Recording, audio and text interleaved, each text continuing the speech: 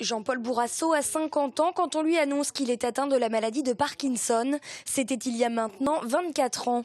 Un véritable coup de massue pour le couple qui ignore tout de cette maladie neurologique. Si son symptôme le plus connu est évidemment le tremblement, il ne concerne pourtant qu'une partie des malades. Fatigue, raideur musculaire, dépression sont également symptomatiques de cette maladie neurodégénérative. Mais quand il y a un moment là qu'il est dans la même position et surtout crispé, voilà, il a de la peine, vous voyez, à se déplacer. C'est les petits pas, c'est le freezing, comme je vous disais.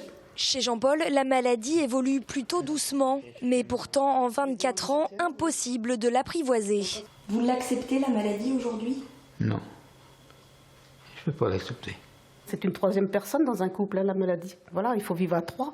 C'est pas toujours évident pour l'accompagnant. Donc on a besoin d'être suivi aussi. C'est pour ça qu'on commence maintenant à avoir des groupes de parole. Donc pour les malades, bien sûr, et pour les accompagnants aussi. Donc maintenant, on peut discuter, mais nous, il y a 24 ans, ça n'existait pas. Donc c'est vrai que pour moi, ça a été très, très dur. J'ai eu des années de très, très dur à vivre. Et avec qui je... Ah ben, tu le sais bien avec qui il est. Très anxieux, Jean-Paul a besoin d'un environnement calme et rassurant. Son plus grand bonheur et antidépresseur, c'est sa famille.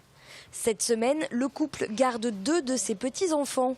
Et autour d'une partie de belote, Jean-Paul se détend et en oublierait presque la maladie. Là, je suis bien.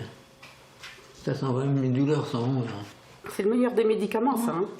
Comme les symptômes, les traitements anti-parkinsoniens prescrits par les neurologues peuvent varier d'un patient à l'autre.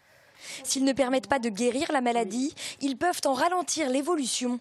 La rééducation physique et orthophonique sont un complément essentiel du traitement, tout comme le maintien d'une activité physique tant que celle-ci est possible.